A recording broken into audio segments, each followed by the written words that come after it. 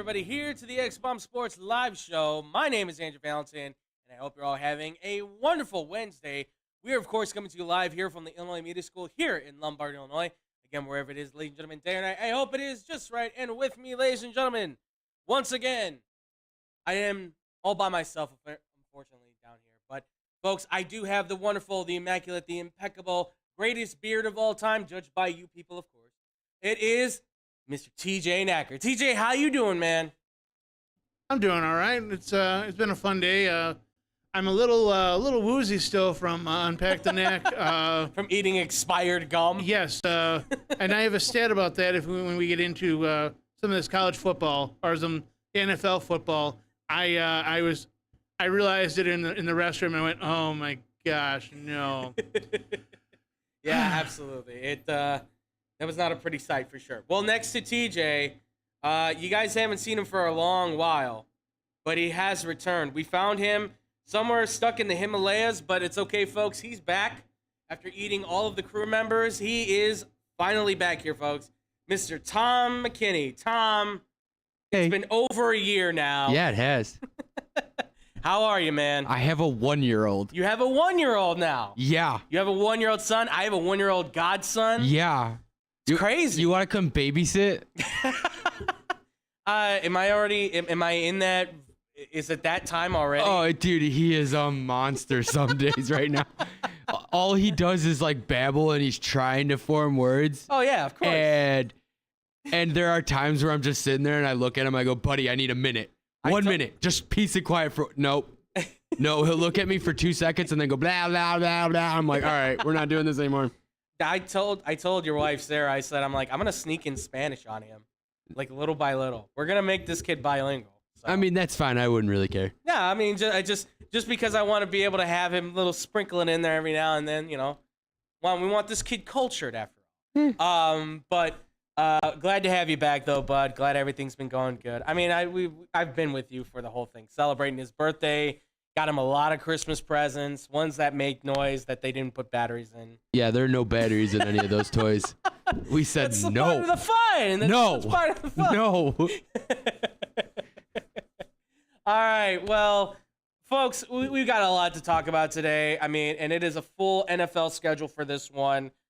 Tomorrow we got some stuff planned for getting outside of the football range per se. But are you boys ready to hit this?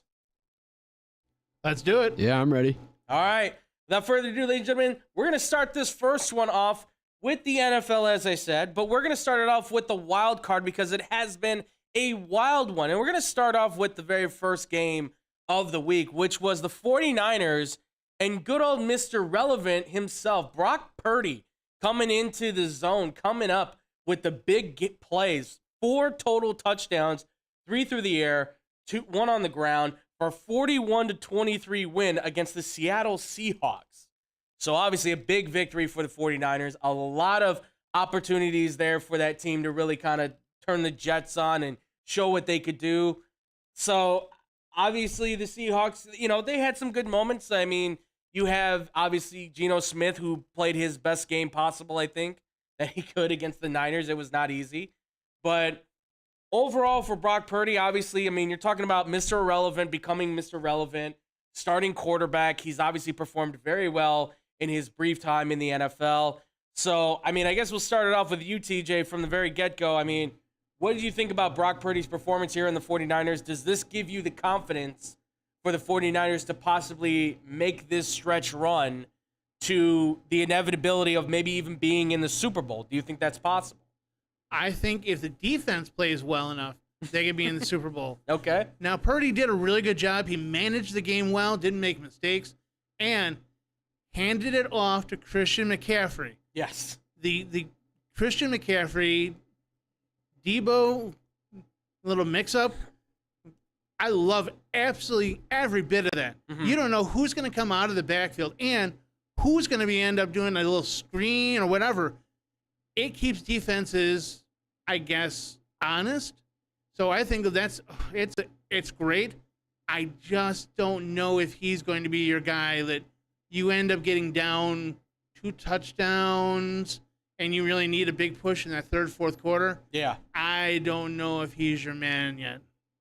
Yeah, it's tough with him, especially considering he is a rookie, and there has not been a rookie quarterback to win the Super Bowl yet in NFL history. So, especially when you're talking about the last pick in the draft, that's a lot of pressure to put on a young man. But he is somewhat of a seasoned veteran from college. He's 23, 24 years old. So he's played in this system since he was at Iowa State. So he's used to this kind of stuff. But like you said, this defense and the work of guys like Christian McCaffrey and Deebo Samuel certainly helped to turn the Jets up for him in a big way. So I could see them going fairly far into the NFC Championship. But Super Bowl's a big ask. That's a big ask for a guy like Brock Purdy. So I don't know where I would stand with that. Tom, do you have any thoughts for Brock Purdy and the Niners? Do you think that they could go to the Super Bowl, or do you think it's a little bit too premature for a guy like Brock Purdy to make it this far? I am all on the Purdy train. Okay. I loved that man at Iowa State. I thought he was a beautiful quarterback there. Mm-hmm. He had a beautiful arm. I saw him play. Unfortunately, we've already started. Yes. When they played Notre Dame in a bowl game a few years ago, and even then they were talking about him being a stud in the NFL. Mm-hmm. I think it's disheartening to him that he was the last pick in the draft. I think he should have gone higher. Yeah. But I think he's proving everybody wrong, that all those teams that needed a quarterback, like the Seahawks or the Texans or the Colts, that didn't take him, that, maybe you should have thought about me. And I truly believe he could lead this team to the Super Bowl. I don't think him alone can lead this team. Yeah. I think TJ's right. I think everybody's right. This defense has to go out and ball. Mm-hmm. And the famous line that's always out there, offense don't win championships. They put up points, but they don't win the championships. Defense wins championships. And if this 49ers team is going to go out and win a championship, they're going to have to win it with this defense. I think this team will look just like the team that the Broncos put out there when they won Super Bowl 50 and beat Cam Newton and the Carolina Panthers.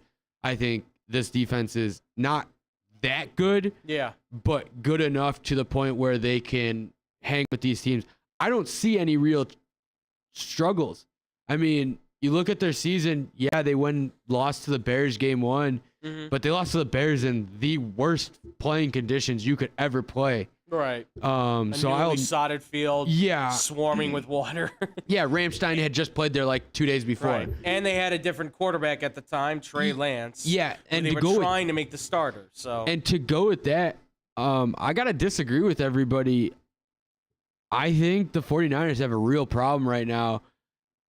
I mean, Brock Purdy leads you to a Super Bowl. Even if you don't win it, he just led you to a Super Bowl. Right.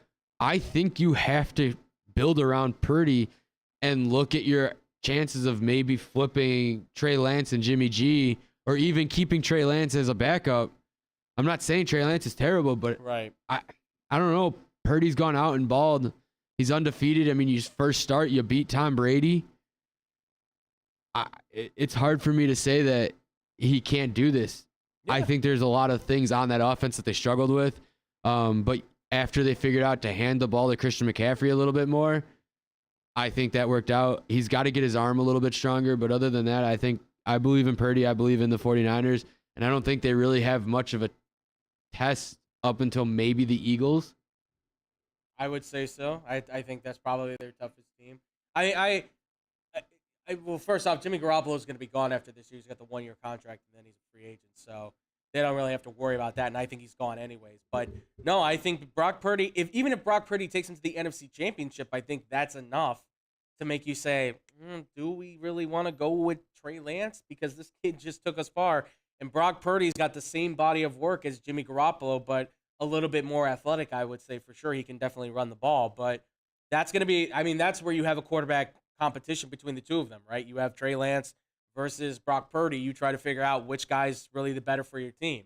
And I think they're going to say Trey Lance is going to be our quarterback 1, but if it doesn't work, we're going right back to Brock Purdy because it clearly works. So it's they're going to have a difficult time with this. It's not going to be easy for Shanahan, but I mean, if Lance can't pull it off by this point, then they're clearly they're gonna have to look to possibly move him. And there's a lot of teams looking for quarterbacks, as we know, there's going to be a lot of teams trying to find that starting QB for themselves. If they can't find him in the draft or free agency, Trey Lance may be an option. So, we'll see. We'll see. But, Tom, you had more? Yeah, the only other thing I have is this is almost like a college situation. I don't think we've ever, at least from what I can remember recently, seen a team that will potentially go into the offseason, depending on what happens in the next couple weeks, to if they go all the way, if they lose this weekend, if they win and face the Eagles or the Giants, whatever happens, that is going to have a true QB battle come next season. Mm-hmm. And we see this in college football. Notre Dame's going to go through it this year. Alabama goes through it every couple years. They're going to have one this year. They're going to have 3 quarterbacks battling for it. Exactly. I know LSU's going to have to go through something this year. Like, we see this in college football. That's what makes college football so exciting, especially in the offseason, because you sit there and you're scrolling through Twitter, you're on ESPN, you're on all these sports sites, and they go, we got a QB battle. We got who's going to be the guy? Who's going to be the starter game 1? You saw what Michigan did this last season where they started McNamara, and then I can't think of – Drew's not here to help me out. J.J. McCarthy. Yeah, McCarthy. And McCarthy wins the job. Yeah. He's the starter. And obviously he led him to a really good year. And he's going to be – if he keeps performing himself, he's going to be a pretty little quarterback to come out of Michigan. He's probably going to be one of the better guys to come out probably since Brady. So no, I was just about to say you're a better guy, and then like the guy who was just eliminated was a pretty good guy. Right. So I mean, I'm just saying, but no, you've got a point there. This is where a little bit of that they have probably the biggest quarterback question mark right now of anybody, because all these other teams that have, who's your starting quarterback next year? You can go draft your guy, right? Carolina, Indianapolis, all those teams, they can go draft their quarterback, right? This is the one team where you're in the playoffs and you still have QB, talks to have. So it'd be interesting to see what they do in the offseason. I say it depends on how far they go and how serious they take this. But look, Shanahan's not one to shy away from saying, hey, let's see what we can do. His dad wasn't afraid to do it. Who's to say he's not afraid to do it either? So, but outside of that, let's get to one of these other games, because talk about a shock to your system. Los Angeles certainly got another one. The Chargers were up 27-0 at the half against the Jaguars.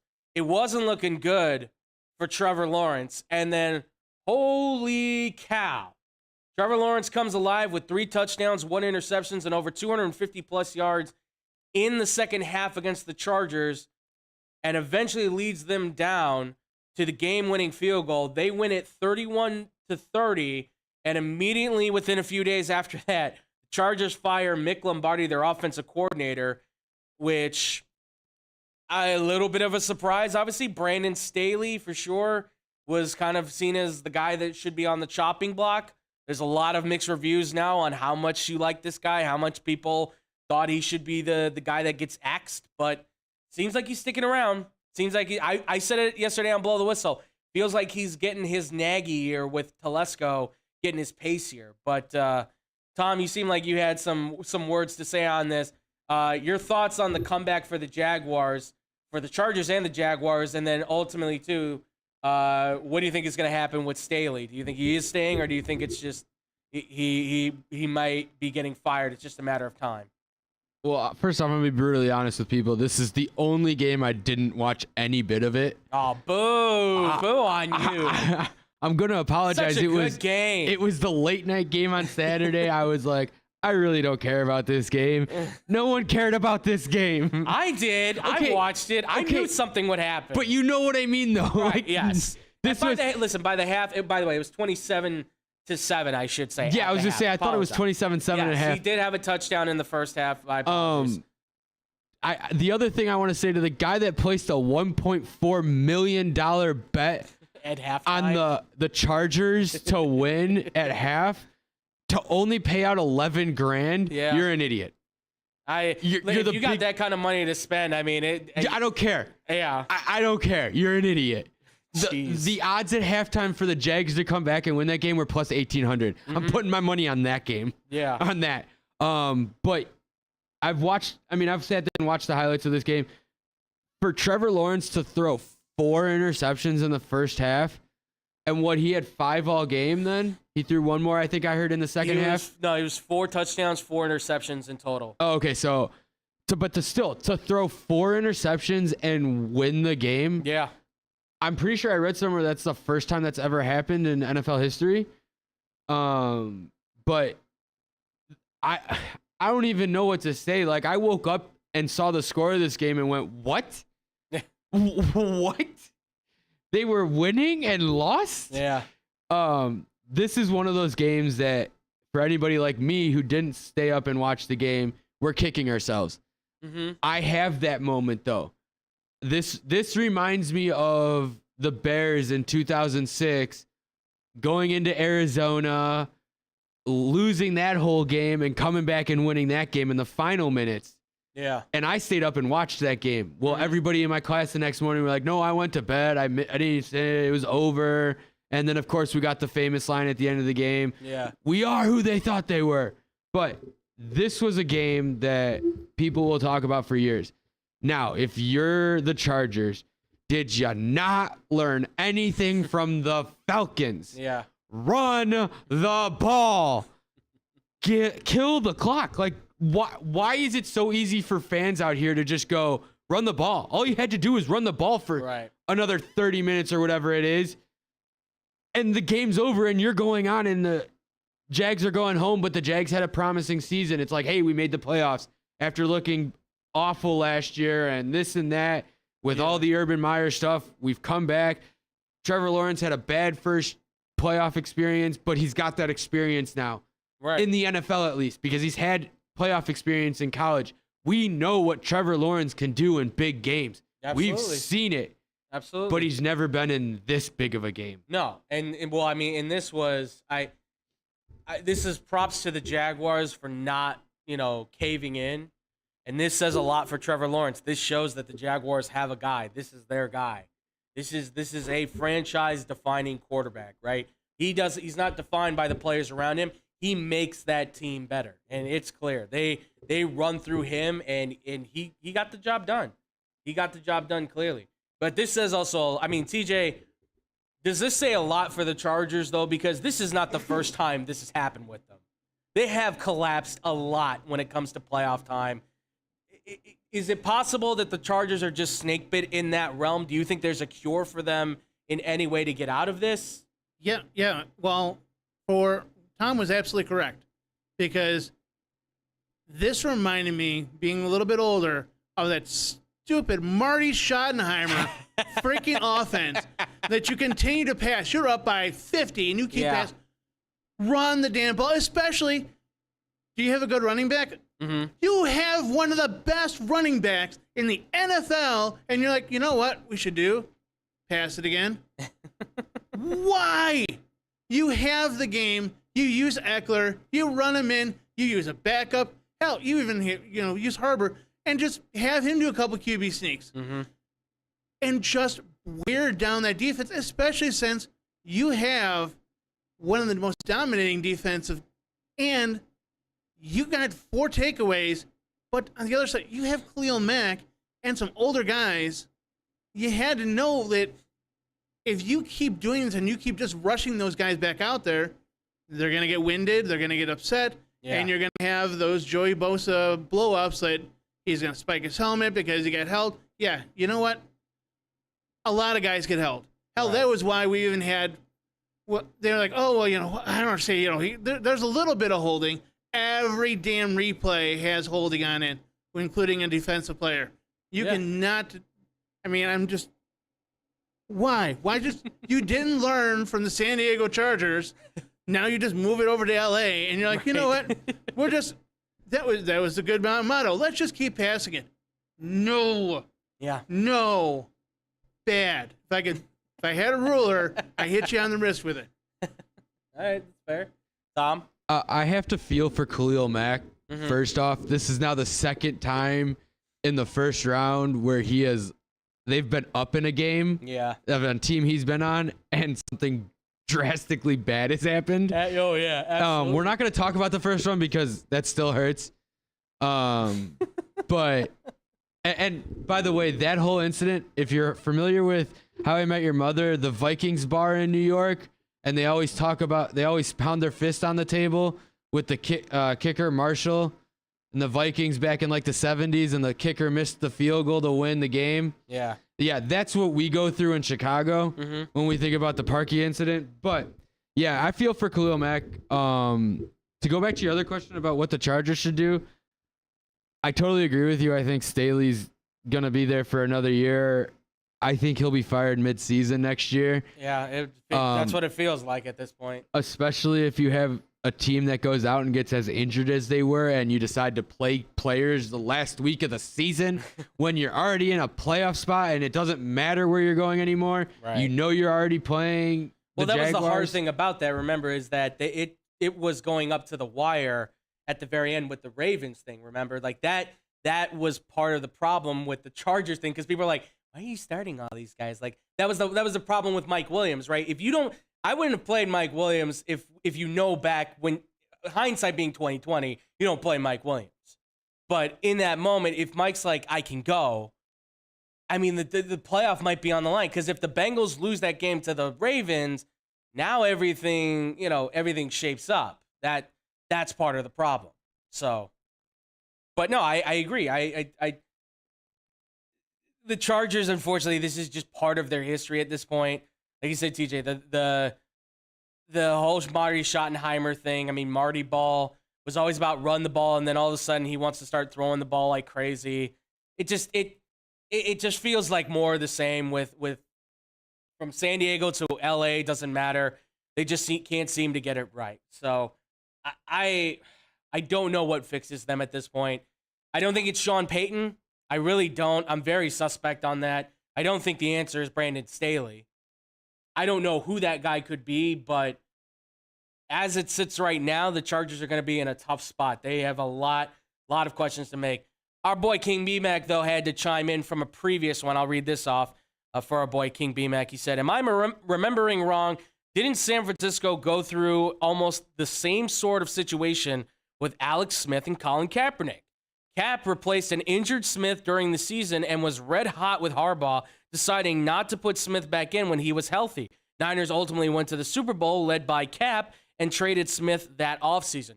That's true. Now, Colin Kaepernick was not a rookie at the time. He was a one-year pro.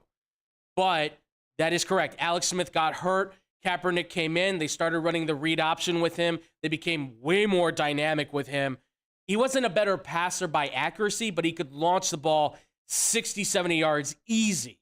And yeah, they went to the Super Bowl, but that's when ultimately the Ravens came and upended him because they knew how to stop that read option. Don't tell that to a San Francisco fan. They're gonna blame the lights. Yeah, right. My thing with that though is that Alex Smith was way older than Trey Lance, and so was Colin Kaepernick. I mean, Trey Lance, this was his sophomore season, realistically. Yeah, well, I mean, more or less. I know Colin Kaepernick at the time was 23, 24, and Smith was about 28 at that point. So, but that he's still like right. Well, we've never had two quarterbacks this young. Yes. Competing for a job. Yes. So it is similar in the sense of like one guy is noted to be like, this is our starter, right? Smith was always noted to be the starter, especially after the year he had in 2011. I mean, guy was great in 2011, but by 2012.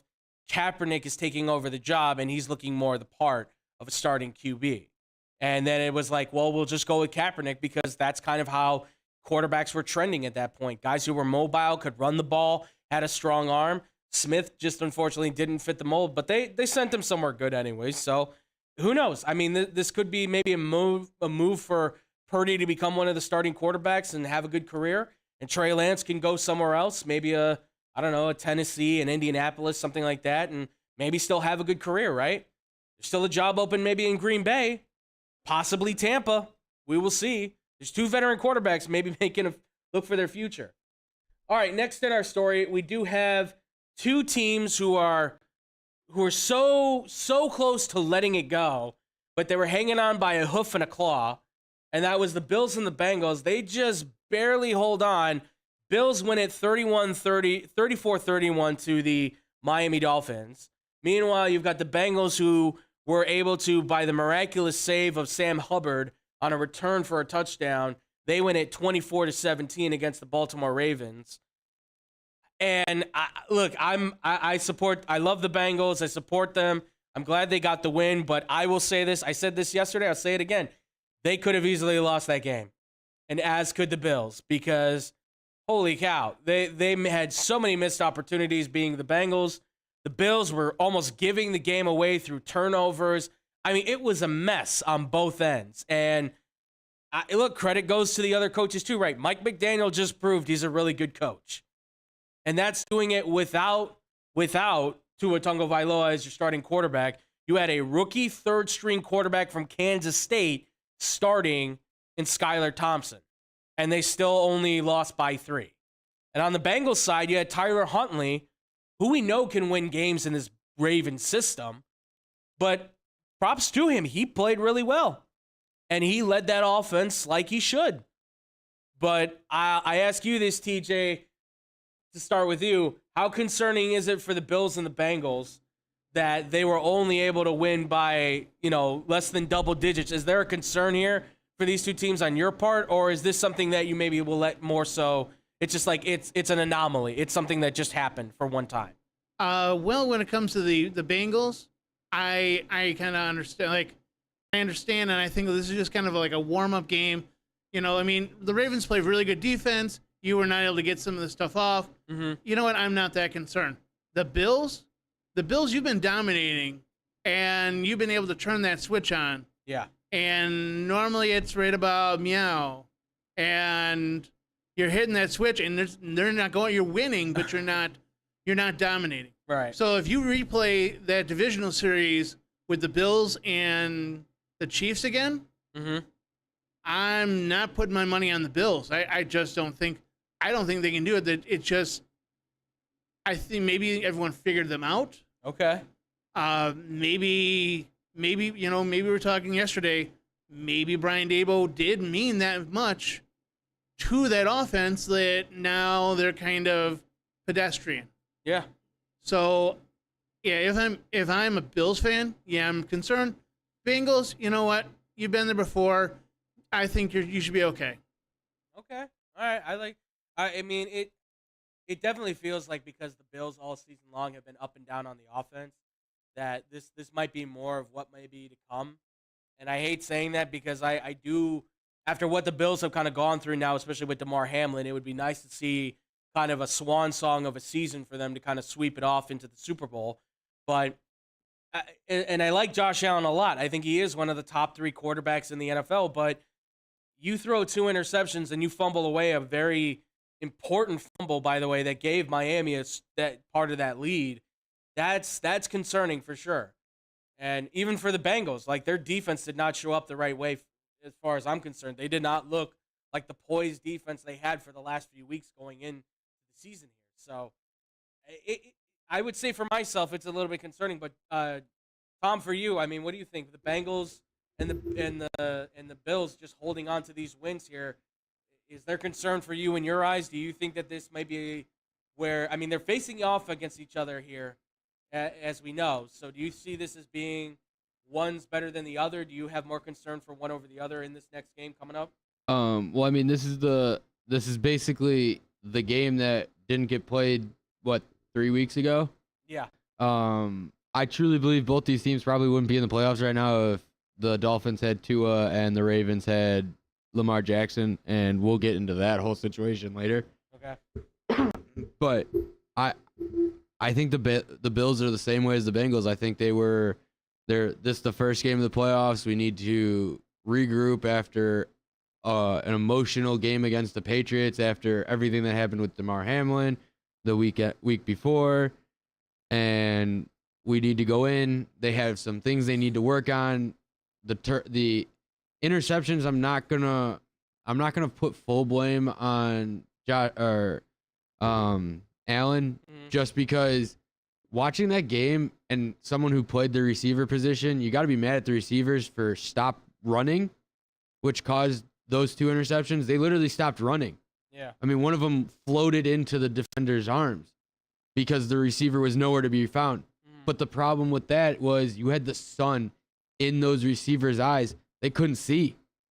So they're looking up for a ball that's coming and it's not there. Yeah. So they stop running. They're like, well, where is it? Because it's coming my way. I saw that and now it's gone. I think they'll both teams will look way different come what they play Sunday. Yes. Yeah, both teams will look way different on Sunday. I think we'll have a way different outcome. I think it'll be I don't know if it'll be a shootout, but it will be a well played football game.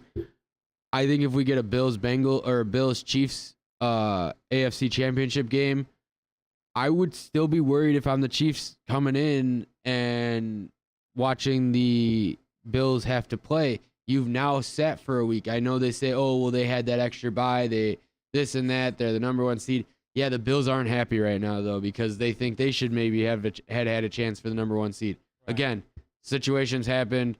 I know you guys have talked about it. I have my beliefs on the whole situation. I don't want to go down that road again. But this is going to be a bloodbath. I think whoever comes out of this game will have a legit chance to beat the Chiefs. And I think whoever comes out of this game is going to the Super Bowl. Okay. All right. It's it's going to be a head turner for sure. But as far as what these two teams did in these last 2 games, hopefully, they have their stuff together because they're facing off against one another, and it's only going to get harder from here. These defenses for the Bills have been very good. The offenses have been on point, and you got 2 good quarterbacks taking on each other. Some really good receivers on both sides. They're not too far away from being very similar teams. But the Bills, obviously, in a lot of people's eyes, are viewed as being better because they've been stacking up the talent, and even without Von Miller, their defense is perceived as being a lot better. So it will be an interesting battle, to say the least, for sure. But moving on from there, we've got the Giants, folks. Yes. Talk about a giant step forward. New York Giants pull off an upset. I mean, from the get-go, they seemed like they were in control of this game. New York Giants win it 31-24. Daniel Jones, 301 yards, 2 touchdowns. He ran for 78 yards. I was impressed. I was very impressed with the overall sense of the Giants. Like you said, though, TJ, what's missing from the Bills is now with New York. And Brian Daboll has done incredible work with the Giants, and he's given them an identity. He's given them a culture that certainly seems to be working in their favor. They seem to be building themselves back to whence they were with Tom Coughlin, almost in that same kind of jettison, where you may question some things about this team, but one thing you can't question is they got heart and they're tough. And that defense, Wink Martindale's done a great job stacking that defense, which maybe goes to show that Baltimore might have been wrong to let him just walk away. But I guess the overall encompassing question is, Brian Daboll and the New York Giants, is this a team that we think can go very far in the playoffs here, or is this just a small taste of what's to come?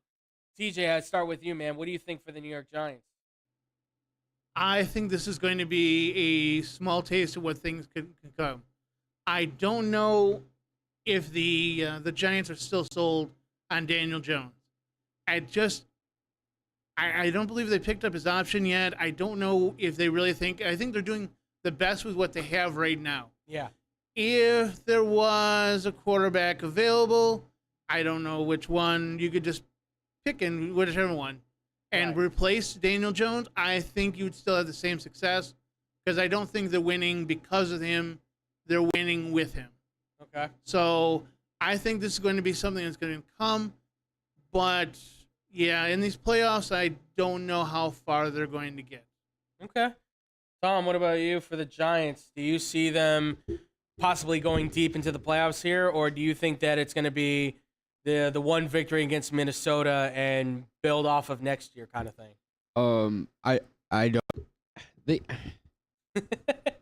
NFC East is so hard. I know. Because Drew said it perfectly last Thursday. It is hard to beat a team 3 times in a row. It is. And I don't think the Eagles are going to do it, unfortunately. Okay. I think there's I think the Eagles were too hot, too early.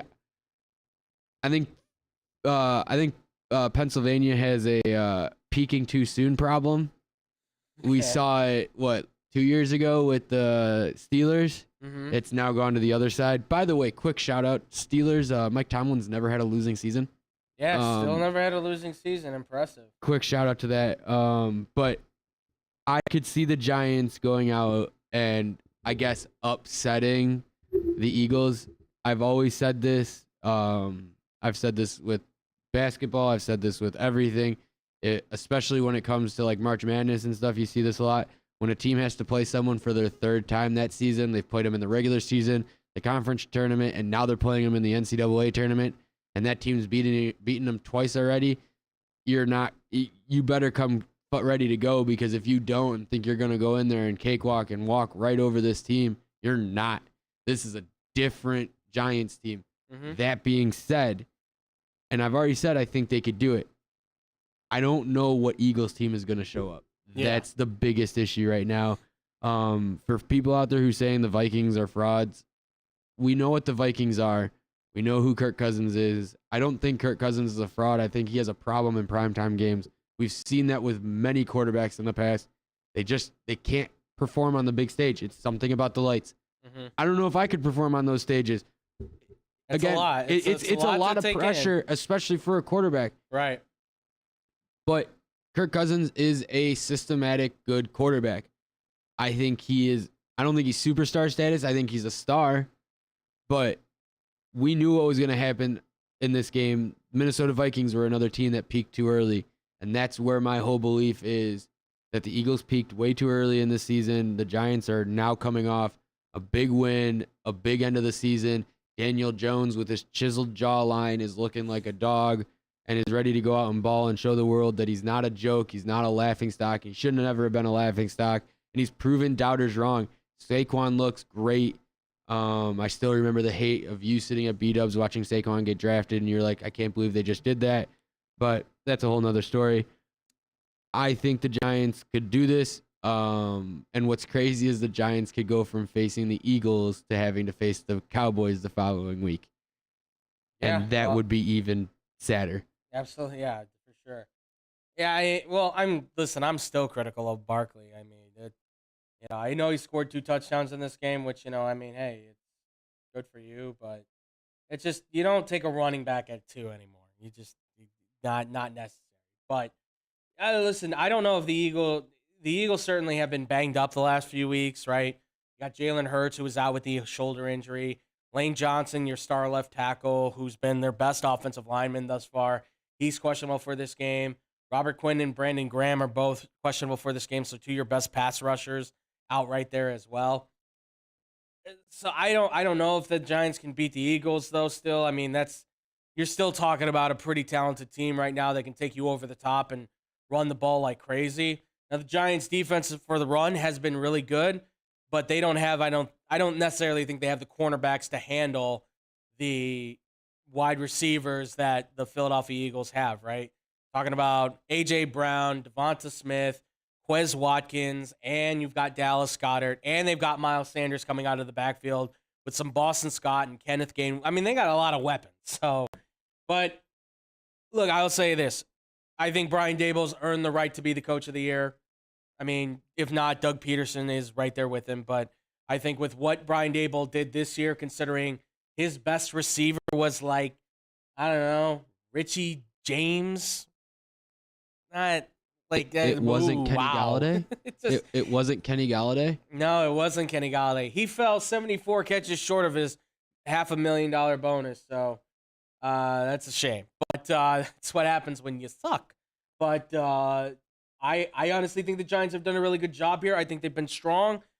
I think they can at least hang with the Eagles for a time being, but at some point Philly will pull away. I don't necessarily think Philly will win a Super Bowl. I think they can get there. I think they're talented enough to, because right now I think there's some teams in the AFC that just can methodically take them apart if done right. But who knows? Philly could be getting themselves a second Super Bowl. We saw them get their first. So you guys know we saw them get their first. We talked about it here on the show when it happened. So it will be interesting to watch how the Giants play Hey, we out don't from here talk on in. about 'Cause that game. What- We don't what's up? talk about that game. We don't talk about The man, this man right here went out and bought a Brandon Cooks jersey, and then he died that game. We don't talk about that game. That's true. That's very true. Well, speaking of that Super Bowl as well, a quarterback in that Super Bowl just lost his playoff game. Back-to-back playoff losses, first time ever in his career since I think like the 2000s, if that even. But this is the biggest loss I think he's ever taken in a playoff. 31-14 loss against the Dallas Cowboys. And Tom Brady now says that his future will be a little bit in the question. He will take a long look at what's to come ahead. There's a lot of, obviously, opportunities that will open up for him. The question of whether or not he is going to retire fully this time or not is going to be talked about quite a bit. But I guess I'll start with you, Tom. What do you think for Tom Brady? Do you think this loss to the Dallas Cowboys was a big enough loss for him to maybe take a look in the mirror and say enough is enough and retire? Do you think there's more left in the tank for him? Well, this is the first time he's ever lost to the Cowboys in his career. That's So true. there's that. He's now 7-1 against the Cowboys. Yeah, so I don't know. It's hard to say the Cowboys are really good. They have a kicking problem though, it seems.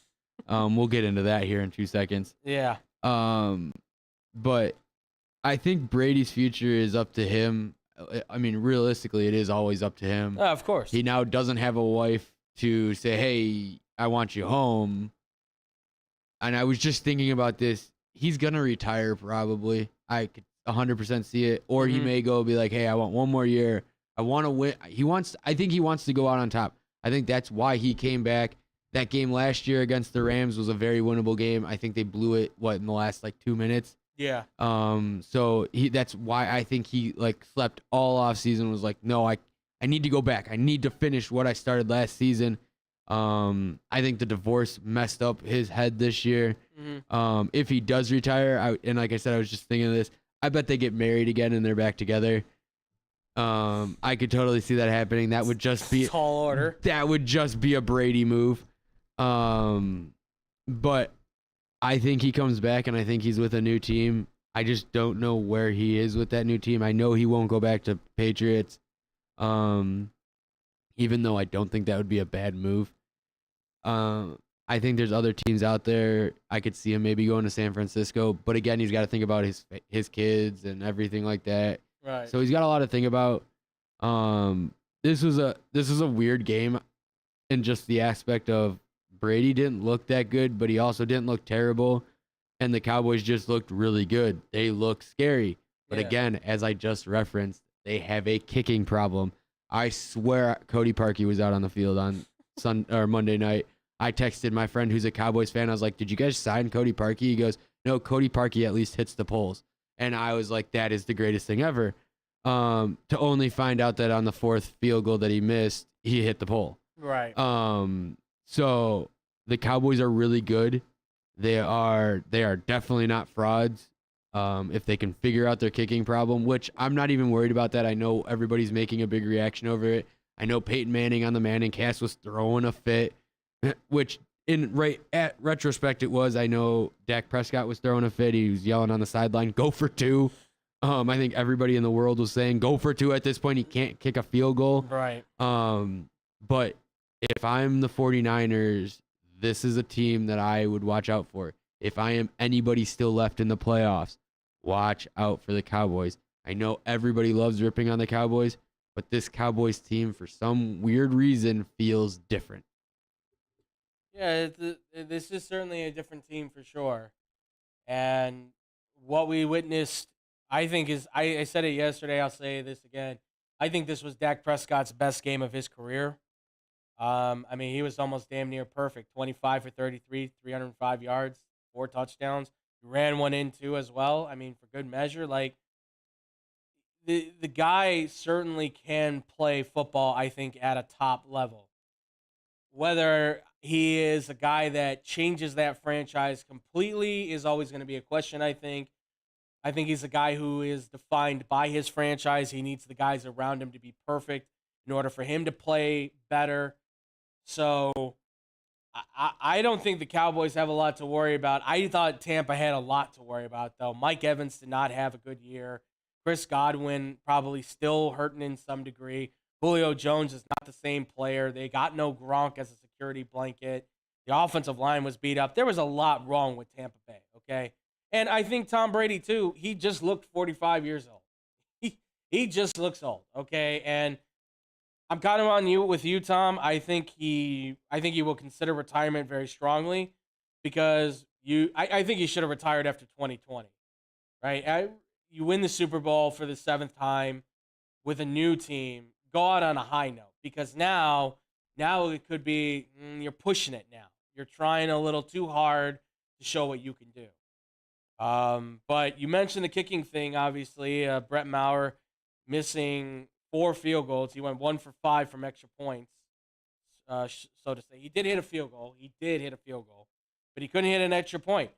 And it just happens sometimes, I think. With kickers, you get in a headspace, you get in a weird spot, you forget how to swing the leg, how the laces need to line up, how your foot needs to move through, right? It just sometimes you just can't get it to go. So I've never been in that position, but I have spoken to enough guys that have done it from college to high school to even a couple guys who have been in the pros as the free agents, and it's a very hard situation to put yourself through. They've picked up a young guy, Tristan Vizcaino, who's on their practice squad as insurance. So Kickers are like goalies. They're very weird. They are very weird. And they don't practice much, which is also a nice thing. So that's why I learn how to punt and kick if you want to make a lot of money in an easy way. TJ, though, I'll ask you, man, what do you think is going to happen with Tom Brady here? What do you think is next for his career? Do you think the NFL is still in his sights, or is this the end for TB12? Is this the final year we will see him, you think? I think he's going to go on probably one more year, and I don't see it with Tampa. Okay. I think that he missed those good players, and a defense could actually hold an offense back. I think maybe the loss of, I think it was Dominic Sue as a defensive tackle caused a defense to get exposed when you don't sign some of those guys, especially because you came into the season thinking that you're going to reboot everything, and all of a sudden there comes Tom Brady like, I'm back. No, we're getting ready for a reset. Right. We won. We got people. We're excited. No. Oh, we're going one more year. All right. So then you're trying to get guys off the garbage pile. You're 45. Well, you can still run. You can catch a ball, right? Okay. Well, come on out. So I see maybe a resurgence that maybe ends up in Las Vegas. Okay. I mean, you got some good wide receivers. You got a good defense. Derek Carr has definitely been shown the door. So, I mean, that's the only, and you got the connection with the head coach. So I could see that. I don't see him staying in Tampa one more year, though. Yeah, Vegas, I think, is right now the strongest foot because he and Josh McDaniels obviously have their connection. I'm sure Jarrett Stidham would hate that because Josh McDaniels views Jarrett Stidham as the future. He was going to be the future for Tom Brady, and that obviously did not work. But it's probably his most viable option because there's other teams that'll look at him, but I don't think there's going to be any teams that will really kind of sink their teeth into him when there's other options that are a lot, I think, younger and I don't want to say better, but at least they know they can have him for a longevity of time, right? It's more what maybe I was saying. Tom, for you? I didn't even think about that. TJ made a great point. Could they do a sign and trade? Like, is that a thing in the NFL? I don't think it is. I know I've seen that in like the NHL. I think the NBA does stuff like that. Yes, the NHL and the NBA can do sign and trades. I don't think the NFL, because Brady doesn't have a contract. He's a free agent, right? That's right. He's a free agent.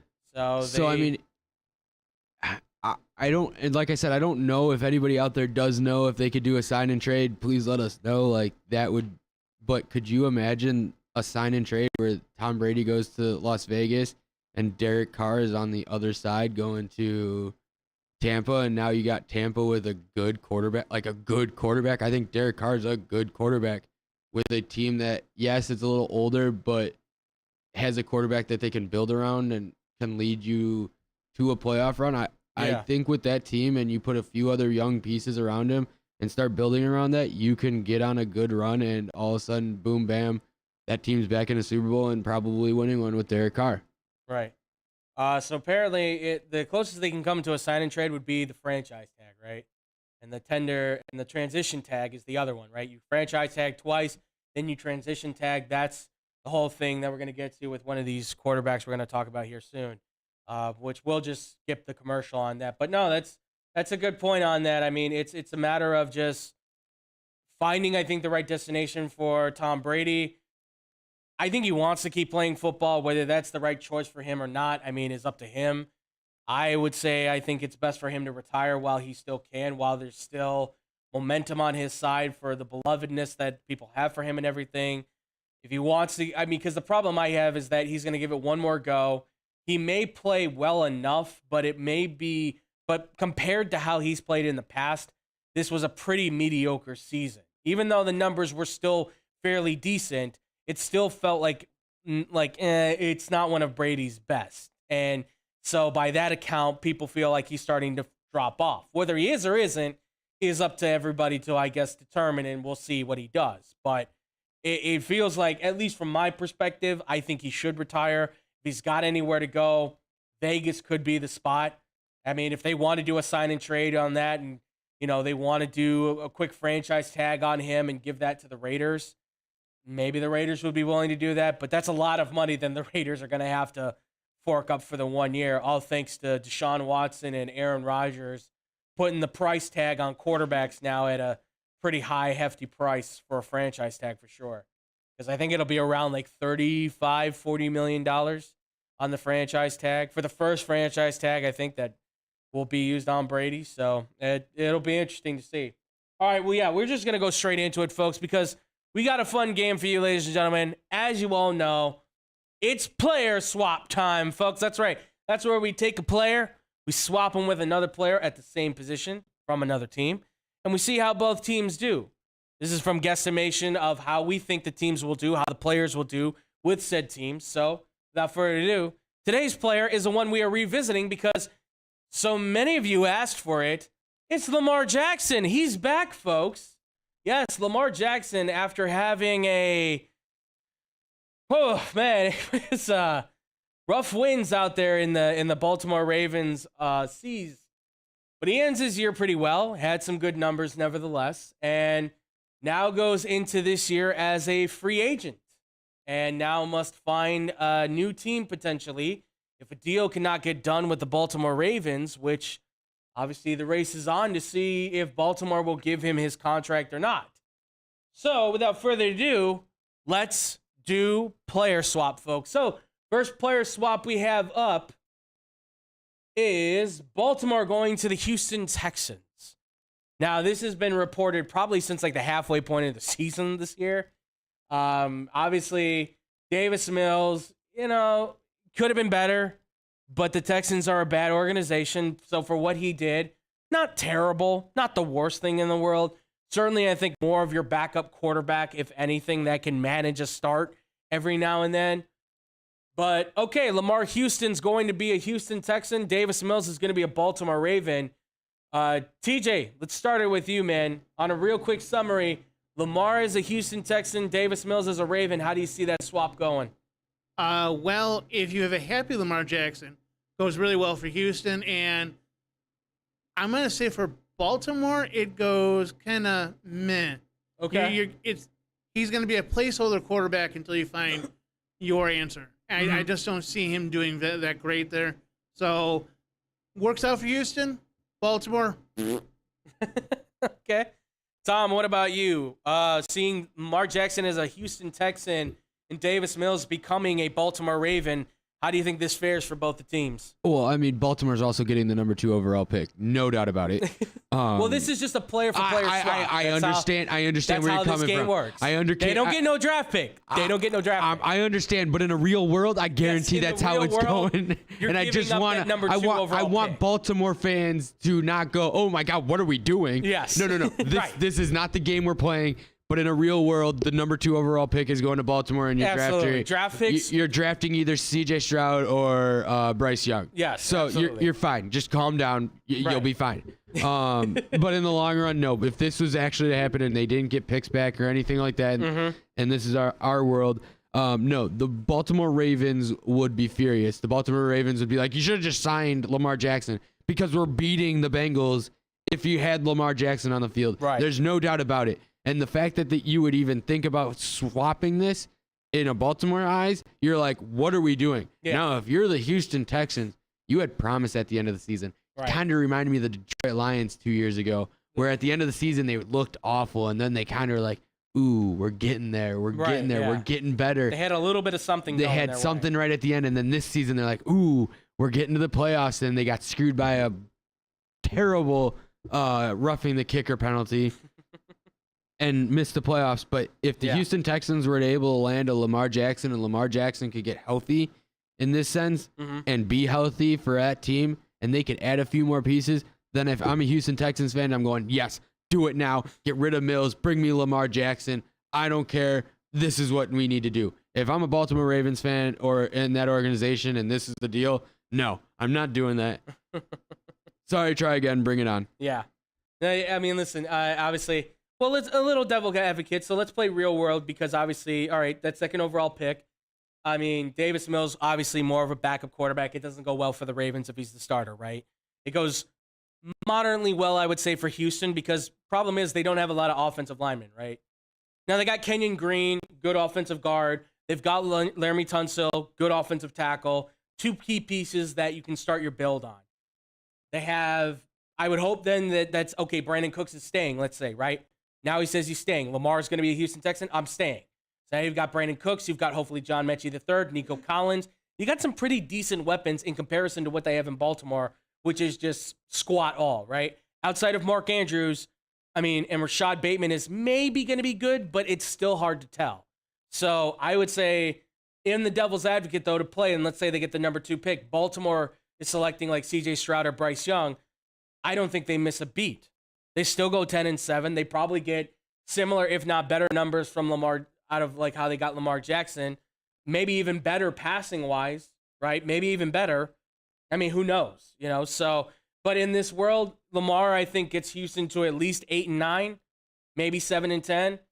Baltimore most likely is going to be maybe like a 5-12 team, maybe 4-13. I mean, they're going to get up there in the draft to go take a quarterback, which isn't a bad thing because if they take Caleb Williams the year after, right, in 2020, in the 2024 NFL draft, I mean, that's not a bad pickup considering he's probably the best quarterback in college football. He's a fraud. Period. That kid's a fraud. You can't even that argue kid's with a fraud. Dude is that legit. kid's a fraud. Dude is Count all the legit. holdings in the Notre Dame game and tell me that kid's still doing the same thing. That Dude's kid's a legit. fraud. We saw it in the bowl game against Tulane. That kid's a fraud. Dude's legit. He's legit. All right, so we've got next. And you thought DJ was legit, so Shut up. No, you have no room to talk about legit. I eat my words on that. I was wrong about DJ. Exactly. He stinks. Exactly. He's still got a chance, though. If Oregon Yeah, we'll State- see. We'll see what Oregon State. Look, next, when Tom gets back up here, he's going to work his way back up here. When we get back into the college football flow, he's going to have some words, I'm sure, and we're going to have some more arguments. I'm guessing. All right, next, Lamar Jackson's on the New Orleans Saints. So, right now, New Orleans, who knows what the quarterback situation is right now there. But Andy Dalton was the main starter for most of the games because obviously Jameis Winston got hurt and was not playing well either. So Dalton, starting quarterback, he goes to Baltimore. Lamar's going to the New Orleans Saints. I mean, Tom, start it off, man. What do you think if Lamar's going to the Saints and Andy Dalton's going to Baltimore? How do you see this playing out for both teams? Well, we already know how I feel about Andy Dalton. We know that when he was here in Chicago. Right. I don't trust Andy Dalton. He's a good regular season quarterback. He almost reminds me of Kirk Cousins. Yeah, In the that's fair. sense in the sense that they put up phenomenal numbers during the regular season. Right. As soon as the bright lights come on in the postseason, I'm sorry, I can't play anymore. Right. So for Baltimore, this is another situation where it's like, I'm going to make the playoffs, but is that the best thing I can do right now? Right. Probably not. If anything, at that point, I'd go back and say, Houston, I'll take Mills. If you're the Saints, you're like, okay, we have Lamar Jackson, but we have other issues coaching-wise, yada, yada, yada, all that stuff. I don't know their weapons down there right now. I know that's been a big key issue. The fall-off for the Saints since Sean Payton and Drew Brees have left has been drastic. Absolutely. And it's kind of scary in that sense that you don't know what the Saints were. The Saints were always consistently good. The Ravens right now have always been consistently good. I mean, they've won 2 Super Bowls, and at least from what I remember, they could have won more. They did. The Browns won some. So, but No, they didn't. the Browns didn't win any Super Bowls in their early days? No. Oh. They won NFL championship. Okay, whatever. That was in the 60s. They never whatever. They've never been to the Super Bowl. In this sense, like I said, if I'm the Ravens, I definitely don't want Andy Dalton. You're going to have a good season, but he's not the answer. Yeah. If I'm the Saints, I'm happy. I'm going to throw this one out there. If it's for Jameis Winston, I think you're in the similar situation as you are. You're basically downgrading a Lamar Jackson. Lamar Jackson is like the $300 man. Mm-hmm. Jameis Winston's like the $150 man. Okay. All right. That's fair, I guess, to say. TJ, what about you? Lamar for Andy Dalton. How's this swap look for the Saints and the Ravens? I pretty much agree with Tom. I mean, you send Dalton into Baltimore. You're going to change the offense a little bit. You're not going to have that read option offense anymore. You could try and then you start some shotgun plays. I think it would work okay, but it's not going to advance your team. You're not really better off. You're maybe a win loss. I mean, okay. Maybe. I mean, you're for the Saints. I think it works out well for them, but yet again, we don't know philosophy. Are they going to say, "Hey, okay, well, you know what, Lamar Jackson, we're going to do what you can do best. So we're going to change the offense. We're going to bring in a different coach for you." But it helps you yet again, like that game more. But yet again, we also don't know who's your wide receiver. Right. Are you going to be? I mean, are you going to be healthy? Mm-hmm. What happened to Kamara? I mean, he just seemed to just disappear. Yeah. So you don't know what's going on, and all of a sudden, I mean, it just seems like there's so much in the air that I see them maybe in another game, and they end up in that playoff purgatory that we are enjoying. We talked about the other day with the Bulls. It just You're good enough to make the playoffs, but not good enough to win. Yeah, that's brutal stuff. No, Alvin Kamara was not suspended. Not yet, at least. It's still an ongoing thing. Yeah, look, Baltimore getting Andy Dalton, you're probably going in at 7-10, maybe 8-9. I would say 7-10. There's just not enough there, I think, for Andy Dalton to really work with. New Orleans has more weapons, right? So if Kamara, whatever happens to him, but let's say he can play, they have Juwan Johnson at tight end. They have Chris Olave, who's emerged as a solid receiver, I think. I don't know what's going to happen with Michael Thomas. He's Mr. Glass. He's the Anthony Davis of the NFL at this point. He's done. Get rid of him. Why do we keep talking about him? Because he's still He's terrible. He hasn't played, so who cares? Because if he's healthy, he does play well. It's just when has he been healthy? That's the problem, is that he's never healthy. So even if he is healthy and let's say he does play for the Saints or he doesn't, even still, I think Lamar can at least get New Orleans to like 10-7. Right? I mean, he's good enough where they maybe go to the option play and everything. And that division is terrible. Yeah, and that division right now in the AFC South is pretty bad. So obviously, it's a toss-up. It's a coin flip on that for sure on how it could go for New Orleans, because it also could go south. Because if he gets hurt, I mean, they don't have a left tackle anymore in Teron Armstead. They only have Ryan Ramczyk, so they would need to upgrade that offensive line, I think, a little bit more.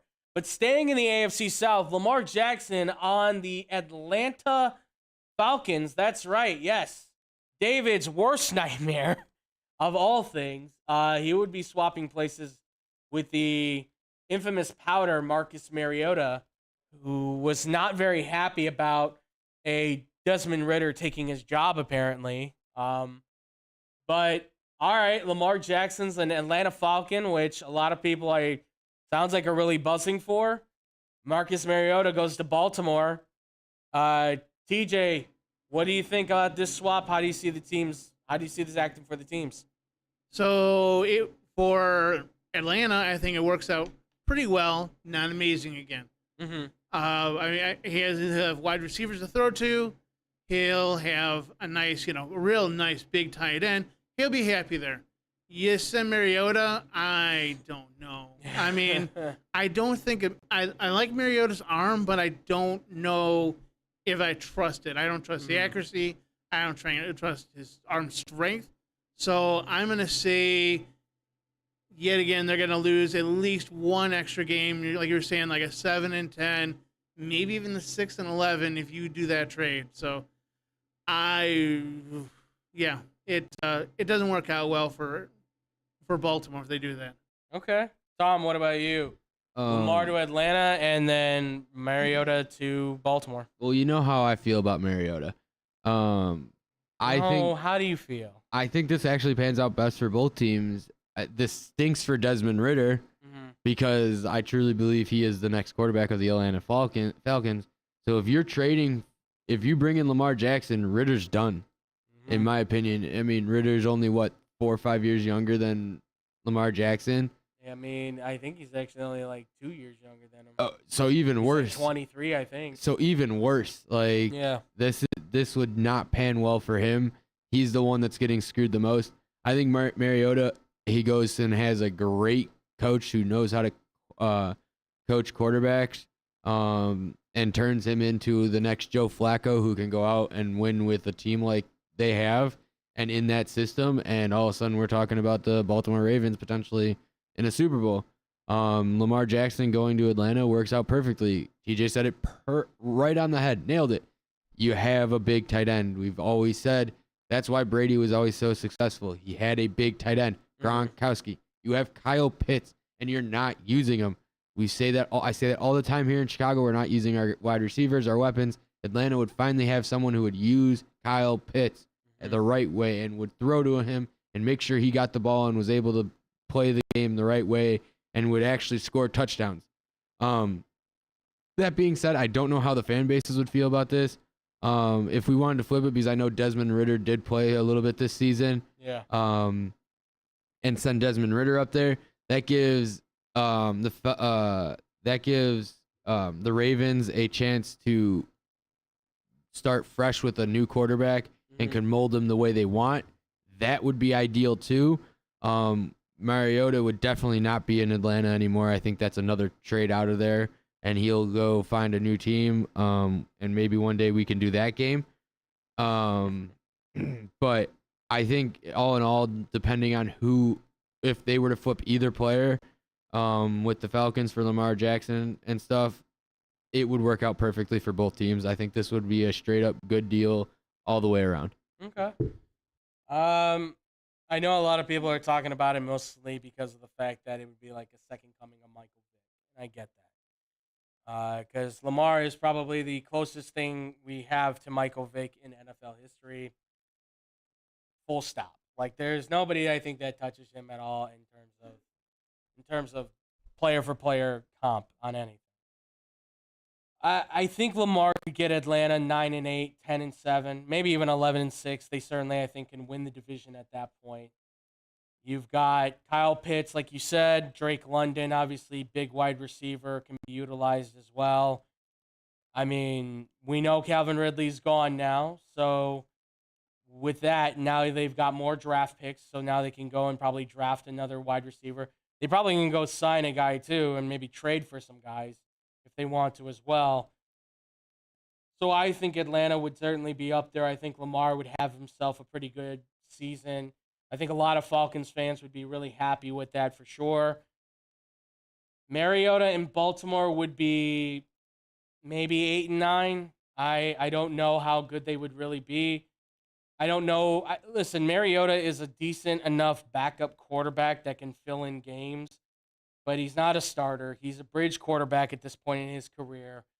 The arm talent is still there. The accuracy is a problem. Hesitation with taking off and running at times is a bit of an issue.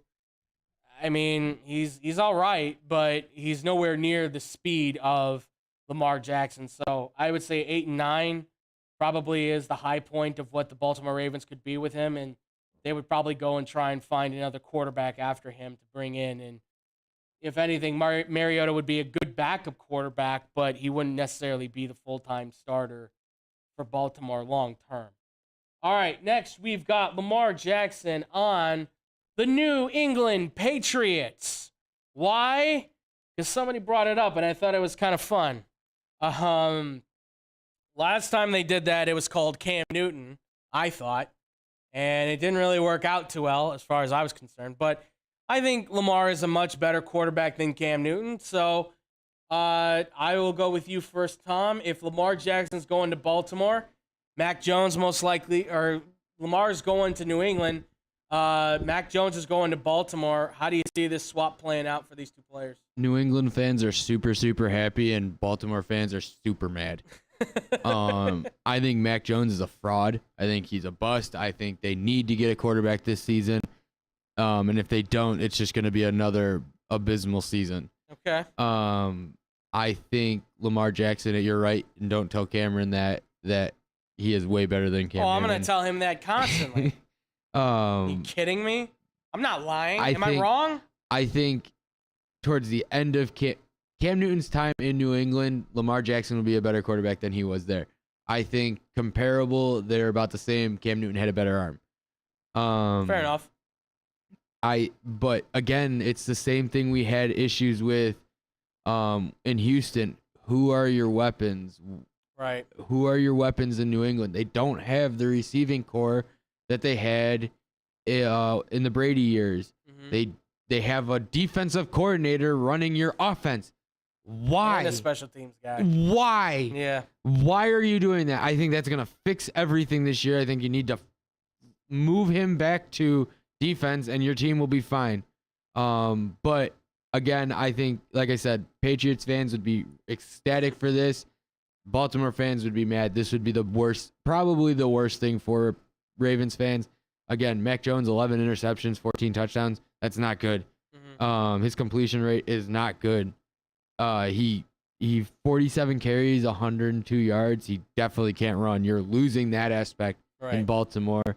I think Mac Jones would fit Harbaugh's system better, but at the same time, that is not a system that, especially with almost no weapons in Baltimore either, that will work well with you. Okay. I mean, 65% completion is pretty good. Just saying. So, Yeah, it's good when you have no weapons, but... Well, yeah. If you were... He did a lot of check downing. So, yeah, so if you're any of these teams that have actual weapons, you're looking at higher. I think... I don't want to say I'm not going to say Mac Jones is a bust. I think he can play in this league. I think his biggest problem has been that you have two guys who didn't coach the offense. They coach positions on the offense at some point that are trying to call offensive plays, and that's just idiotic. I don't know why Belichick thought, I'm going to be innovative, and it's not working. So, I mean, look, in the real world, Mac Jones is staying a Patriot. He'll probably have better numbers, I think, once they get an offensive coordinator that actually knows offense and maybe is not a Patriot somewhere outside the Patriot family would be nice. Yeah, I figure. That's why I think Cliff Kingsbury is going to be the guy, but we'll talk about that at a later time tomorrow. But ultimately, he's not coming back from Thailand. Get out of here. Yeah, right. But I honestly think Mac Jones to Baltimore, 6-11, 7-10. It's not that he doesn't play well. It's just, like you said, no weapons. The offensive line is good. The defense is good, but it's just about where they invest their money in. I still think he can still play well. He just has, I think, a very low ceiling as a player. He's just a very, he's in that realm of Ryan Tannehill kind of guy. Like, he's a little bit athletic, can make some plays, but ultimately he's got some arm talent to him. He's pretty accurate, so that helps. Uh, Lamar in New England is just weird. I don't know if that works or not, right? I mean, they'd have to get better weapons for him for sure. I think Jonnu Smith, who's been just nothing but a bust for the Patriots thus far, and Hunter Henry, who's just been meh. He's been really nothing. I think those guys see their numbers go way up because Lamar likes his tight ends. I would say that they're probably going to have to get guys like Jacoby Myers to stay because he's a consistent receiver. So you could see his numbers certainly be at 1,000 yards. And I think New England could be like a 11-6 team, compete in the division potentially. It would just be very hard. That division is very hard at this point to beat, so that would be a lot for sure. So, but I would say 11-6 is maybe the highest that they could go. 10-7, probably their average. All right, next we've got Lamar Jackson on the Washington Commanders. Now, the Washington Commanders are, they're a team that obviously had some quarterback issues going on. Heineke, Wentz, all that stuff. So I'll just say pick your poison on what quarterback you want to send. TJ started off. Washington quarterbacks for Lamar Jackson, whichever one you'd want to choose. By all means, Wentz or Heineke. How do you see this playing out for either team? I don't see it working out well for Baltimore at all.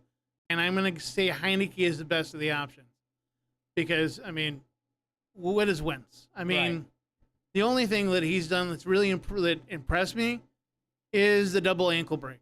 That's the only thing I've been really impressed with. I'm like, you did it at the same time, both ankles? Really? Yeah.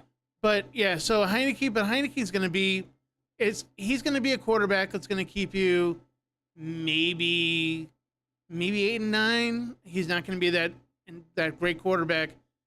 Now for the Redskins, as long as they keep everything status quo, you start having positive things going on and no more negative, from Daniel Snyder. I could see this working out pretty well. You could probably go maybe 10-7 when you get a nice draft pick. So I think it could work out well for them, and it just kind of maybe gives you a scrappy quarterback in Baltimore, and it just gives you maybe same things that you had when you didn't have Lamar Jackson in the lineup right now. Okay. Kind of meh. All right, I like that. Look, if you're talking about either other quarterback, I think Lamar Jackson in Washington stabilizes the franchise 9-8, maybe at their best. They still got a good defense. They still have a decent run game with Brian Robinson and maybe Antonio Gibson. As for Heineke or Wentz being in Baltimore, I think Wentz would maybe do better in Baltimore, all things considered. Heineke's a talented guy, but I think Wentz just has more of that big quarterback presence that Baltimore would need, kind of like how Joe Flacco was when he was in Baltimore. So I could see, I think, Wentz being the better quarterback to take them 8 and 9. I think for Heineke, though, it would probably be more 6 and 11, something like that. There's just there needs to be weapons for these guys to work with, and with a Rashad Bateman and a Mark Andrews, that I think would be good enough for both of them. But I think Wentz could get more out of his talent than Heineke could, just from looking at it. Real quick before we get through this, our boy King B-Mac had some stuff to say. Wasn't able to catch it, but he said, apparently the Saints tried to do a sign-in trade for Jadeveon Clowney, according to PFT. The Saints and a team believed to be the Browns worked out a deal where the Browns would sign him to a one-year contract with a $5 million signing bonus and a $10 million base salary. The Browns would pay him the signing bonus and then immediately trade him to the Saints for a second-round pick. This didn't happen, though, because he ended up going to the Titans. Interesting. Okay, so there's, I guess, your kind of version of a sign-in trade, I guess, for the NFL. Which I get it. Okay, pay him the bonus, and then you can immediately send him over. Second-round pick, though? Jeez, I would not have done that. No, thank you. No freaking way. Sorry, Clowney, you're just not worth it anymore, bud. All right, let's get to our next one. So we've got Lamar Jackson on the Carolina Panthers. Again, pick your poison with this. Quarterbacks, you've got Sam Darnold and, well, what was Baker Mayfield, so I guess we'll stick with Sam Darnold being the starter now since Baker's now off in L.A., loving the sun and losing. Lamar is now in Carolina. Sam Darnold's now, I guess, in Baltimore. Tom, for you, how do you see this one playing out? I think both teams hate this. I think both teams hate this. You're getting another Cam Newton in Carolina. Okay.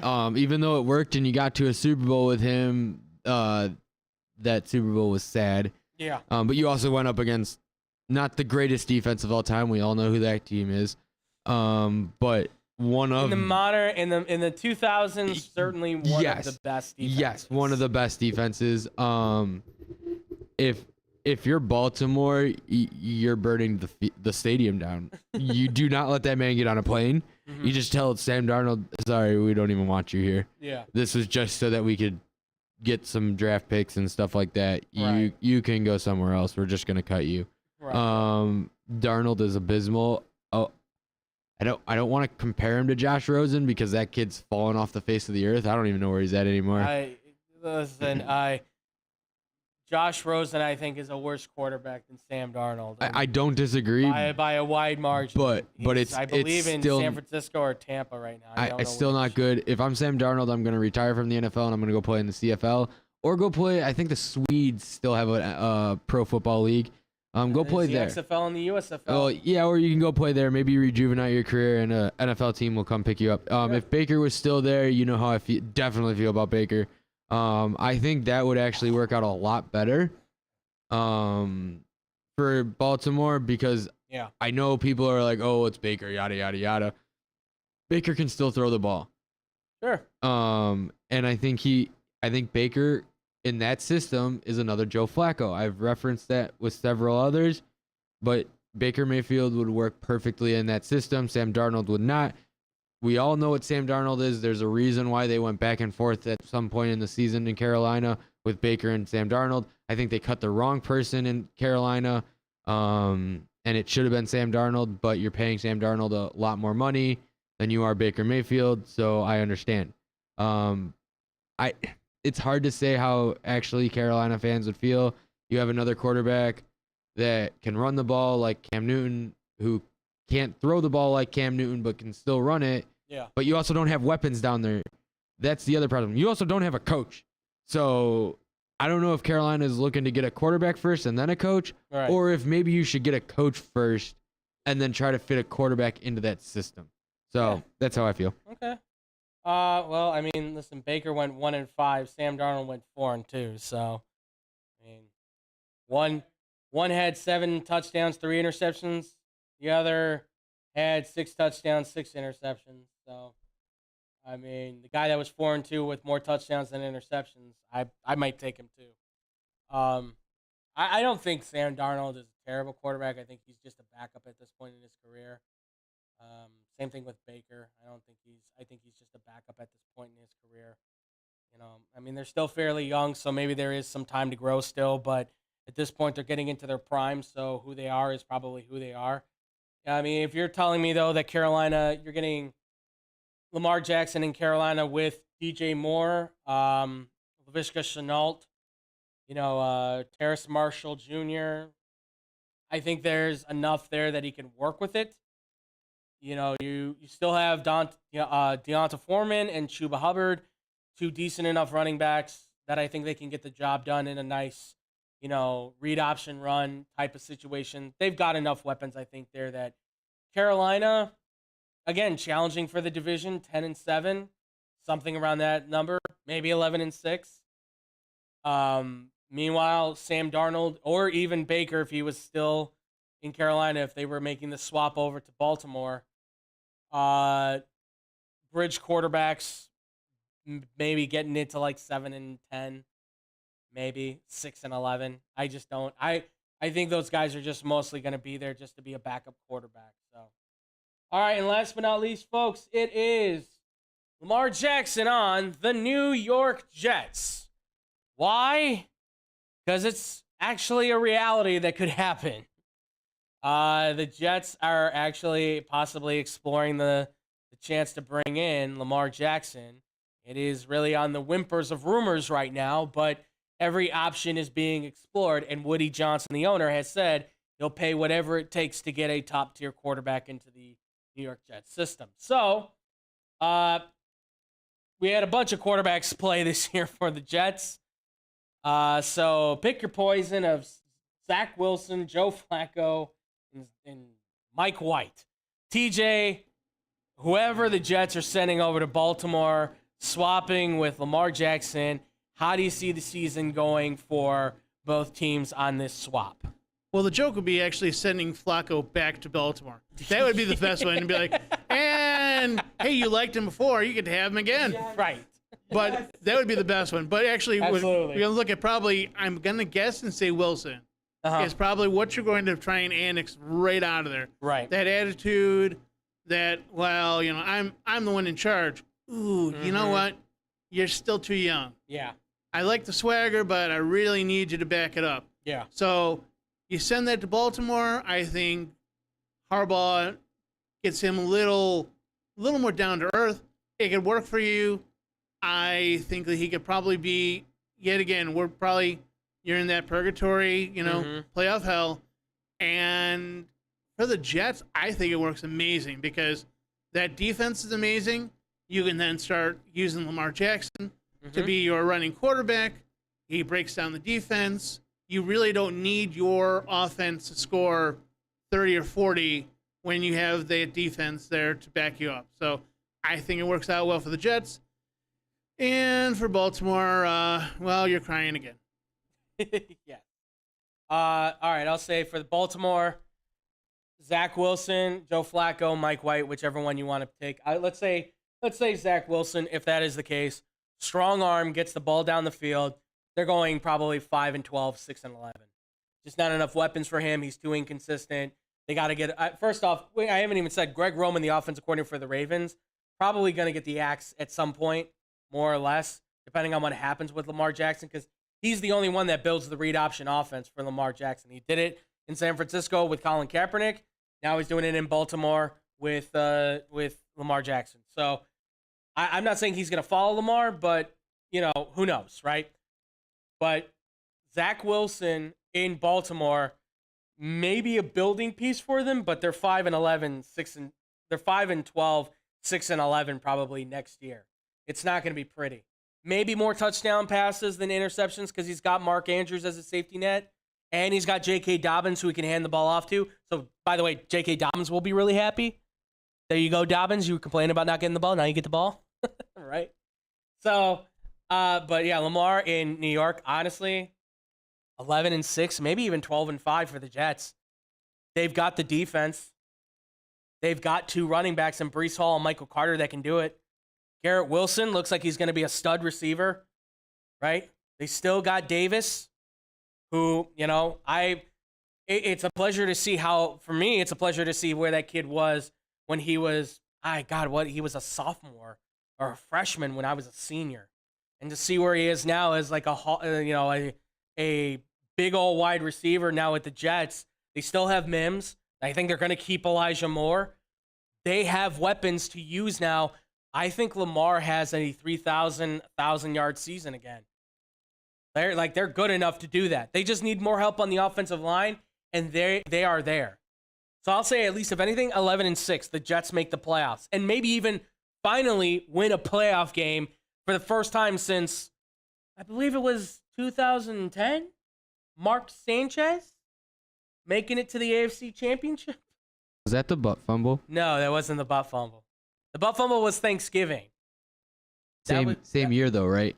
No, not the same year. Oh, okay. That was like 2015, 2016. Oh, okay. I remember I was at my uncle's house and we watched the play happen live and we are like, "Oh my God, what are you doing? There's a man's giant ass in your way."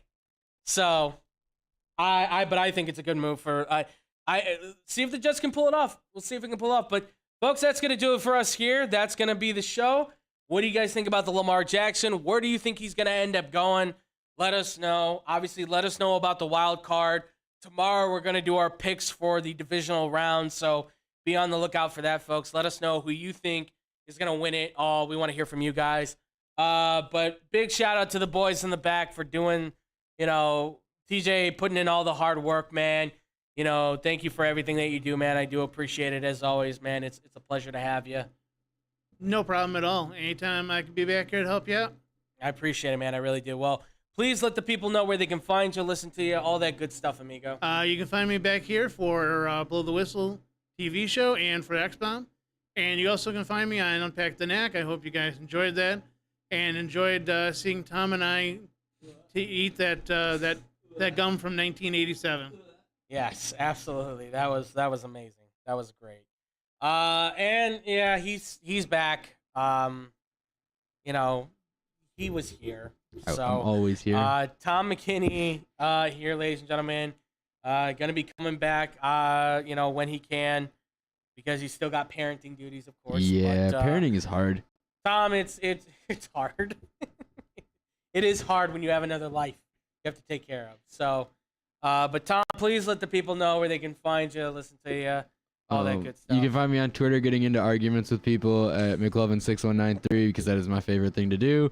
And you can find me on TikTok at McLovin6193. There you guys go. Make sure to go follow him on all the social media, ladies and gentlemen. Like I said, he'll be coming back more and more as much as he can. Real quick announcement before we get out of here. Just want to let everybody know. We've got confirmed news that we are officially moving in March. So this is going to all look different. We're moving into a new space, a little bit farther out from where we already are. But the plan is that we'll maybe be at least taking off maybe like a day, if anything. We've been told it probably won't interfere too much, but if anything, we will at least maybe take off a day, if any, at most maybe a week. Okay. And by that point, then we will come back in a brand new brand new studio. I wish we had a stadium. Likely to be done, a little bit differently. We may even need to take a week off to kind of recalibrate some stuff, bring in projects, things like that. So I just want to make everybody aware. Again, it's not going to be till March. We'll let you guys know when that is officially happening. We just want to make sure we get everything geared up and ready to go for you guys, because we want to put on the best show for you guys. But be on the lookout. We're going to be doing a lot more. I'm at the Boom Crew Captain on Instagram, which is where you can mostly find me. I'm at The Fluffy Guru on Twitter. You guys can follow me there. Follow us on our Facebook side, facebook.com/TeamXBombSports for the live stream updates, all that good stuff. The YouTube side, Wednesdays and Thursdays, 5:30 to 6:30. Obviously not today. On the social media as well, at XBombSports, Instagram and Twitter. And, of course, any questions or comments, xbsportsofficial@gmail.com. Check us out at Blow the Whistle on the radio, Monday, 2 to 4 p.m., sportsnetchicago.com. TV side, you've got us right here on the X-Bomb Sports side, Tuesdays, which we're doing 2:30, 3:30, something like that. You guys can also listen to our boy Brandon Janeska at 94.3 WMKR down in Taylorville. If you also want to check him out, he's at Baseball Banter with Brandon on Spotify. While you're on Spotify, check out Money Motivation with Hannah B. While you're listening to Hannah B, you can hear her on the radio at 102.3 XLC doing the afternoon drive. She's also at 96.7 The Star in the mornings for her show with Eddie Volkman. You guys can also check out our wonderful guys as well at The Parlay. Tony Lopez and Kendall Gill doing their thing at theparlay.com. And you guys can also check out for fantasy football tips and tricks. It is the Fake Football Guys on YouTube. Again, at Fake Football Guys. You can hit them up also at AskFFG on Twitter as well. And with that, ladies and gentlemen, we're going to get out of here. Thank you all so much for listening and watching. And as always, we'll see you tomorrow. So much love. Peace out, Boom Crew.